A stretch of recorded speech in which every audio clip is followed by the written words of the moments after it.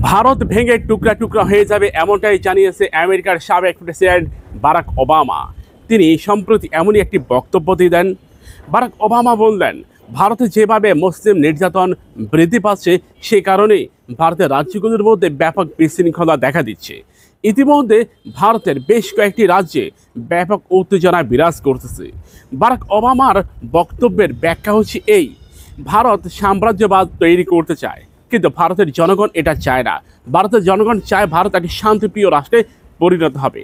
ভারতের এই শান্তিপ্রিয় রাষ্ট্রের জনগণ চাইলেও নরেন্দ্র মোদী গুজরাটের গোসাই তিনি কিন্তু সেটাকে বৃদ্ধাঙ্গুল দেখাচ্ছেন, যার ফলে ভারতের সীমান্ত কেন্দ্রিক যে পাকিস্তান, নেপাল, ভুটান, বাংলাদেশ, শ্রীলঙ্কা, আফগানিস্তান থেকে শুরু করে মায়ানমার পর্যন্ত এবং কি চায়না, এই রাষ্ট্রগুলো ভারতের বিরুদ্ধে নিজস্ব একটা আধিপত্য তৈরি করতেছে, যার ফলে বিশেষজ্ঞদের ধারণা আগামী কয়েক বছরের মধ্যে ভারত ভেঙে যাবে। ভারতের মণিপুর রাজ্য ইতিমধ্যে স্বাধীন হওয়ার পথে। এর আসাম রয়েছে, ত্রিপুরা রয়েছে, মেঘালয় রয়েছে, গুজরাট রয়েছে। এই রাজ্যগুলোর মধ্যেও ব্যাপক বিশৃঙ্খলা দেখা দিয়েছে। বারাক ওবামা নিহাত মন্দ বলেননি। অনেকে হয়তো তাদের কথাকে উড়িয়ে দিচ্ছেন। মনে রাখবেন, বারাক ওবামা কিন্তু একজন ভারতপন্থী ছিল। আমেরিকা এটা মনে করে যে ভারত ভাঙার প্রান্তে দাঁড়িয়ে রয়েছে। কারণ কি, রাজ্যগুলোর মধ্যে বিশৃঙ্খলা, একই সাথে ভারতের যে নিজস্ব মিথ্যা সাম্রাজ্যবাদ, এর ফলে ভারত ভেঙে যাবে। তাহলে ইসলাম কি বলতে? ইসলাম মুসলিম একই কথা বলতে ভারত ভেঙে যাবে। আজ থেকে ১৫০০ বছর আগে আমার আপনার নবী, প্রিয় নবী হযরত মুহাম্মদ সাল্লাল্লাহু আলাইহি ওয়াসাল্লাম এটাই বললেন। এখন যারা ভারতের পক্ষ নিয়ে নরেন্দ্র মোদীর পূজা করতেছেন, সেই পক্ষদাতাদের বলবো ভারত ভেঙে যাবে। আপনি চাইলেও ভারতকে আটকাতে পারবেন না। অনেকে হয়তো মনে করে ভারত যদি ঐক্যবদ্ধ থাকে হয়তো বাংলাদেশে সরকার পরিবর্তন হবে। না, এটির সম্ভাবনা নেই।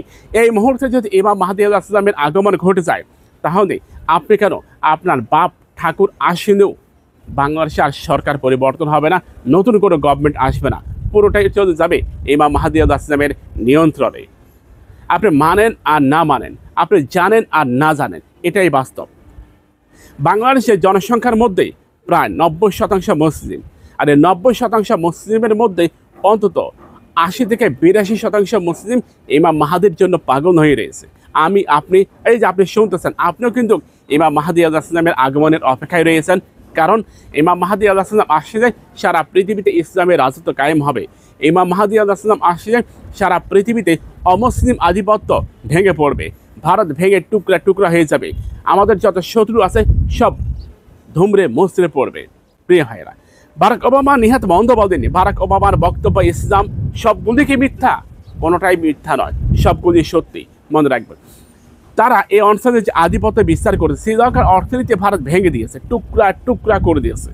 শ্রীলঙ্কার জনগণ বাধ্য হয়ে রাজপথে নেমে মহেন্দ্র রাজাপাকসের বিরুদ্ধে যুদ্ধ ঘোষণা করেছে, পিটিয়ে মহেন্দ্র রাজাপাকসেকে বের করে দিয়েছে। এরপর আপনি মায়ানমারের অবস্থা দেখেন, মিং অং লাই মায়ানমারের প্রেসিডেন্ট, তাকে হয়তো তাড়াতে পারে না মায়ানমারের জনগণ। মায়ানমার বর্তমানে ১৬ ভাগে বিভক্ত, ১৬টা ভাগে বিভক্ত মায়ানমার। আপনি ভুটানের কথা ধরেন, নেপালের কথা ধরেন, আপনি বাংলাদেশের কথা ধরেন, বাংলাদেশে প্রায় 100%-এর মধ্যে অন্তত ৮২% মানুষ প্রচণ্ডভাবে ভারত বিরোধী। পাকিস্তান সেটা ভিন্ন, পাকিস্তান জন্মের পর থেকে ভারত বিরোধী। আফগান বর্তমানে ভারতকে আর পাত্তা দেয় না। প্রিয় ভাইরা, ভারত কেন্দ্রিক যত রাষ্ট্র রয়েছে, ভারত বর্ডার কেন্দ্রিক, প্রতিটা রাষ্ট্র ভারতের বিরুদ্ধে ফুঁসে উঠতেছে। আর প্রতিটা রাষ্ট্রই বর্তমানে চায়না ঘেঁষা। প্রিয় ভাইরা, শ্রীলঙ্কার সাথে চায়না সমুদ্র নিরাপত্তা চুক্তি সম্পূর্ণ হয়েছে। সমুদ্র নিরাপত্তা চুক্তি সম্পূর্ণ করেছে চায়না শ্রীলঙ্কার সাথে। খবর রাখেন কি? এরপর মালদ্বীপের সাথে তুরস্কের খুব ভালো সম্পর্ক। ইতিমধ্যে মালদ্বীপ ও তুরস্কের মধ্যে সমুদ্র নিরাপত্তা, একই সাথে আন্তর্জাতিক নিরাপত্তা, সামরিক চুক্তি সবই সম্পূর্ণ হয়েছে মালদ্বীপ এবং তুরস্ক। আপনি কোনটা বলবেন? নেপালের কথা বলবেন? ফলে চায়না আন্তর্জাতিক নিরাপত্তার কাঠামোর ক্ষেত্রে সামরিক চুক্তি সম্পূর্ণ হওয়ার পথে। অর্থাৎ ভারতের বর্ডার কেন্দ্রিক যত রাষ্ট্র রয়েছে, প্রতিটা রাষ্ট্র এখন চায়নার সাথে আন্তর্জাতিক নিরাপত্তা চুক্তি, একই সাথে সামরিক চুক্তি, সামরিক প্রযুক্তি চুক্তি, অর্থনৈতিক চুক্তি, মোট ৫ থেকে ৬টা চুক্তি, যেগুলি সবগুলি ভারত বিরোধী। অর্থনৈতিক চুক্তি হয়তো অনেকে মনে করে ভারত বিরোধী না, অর্থনৈতিক চুক্তি মারাত্মকভাবে ভারতের অর্থনীতি ধ্বংস করবে।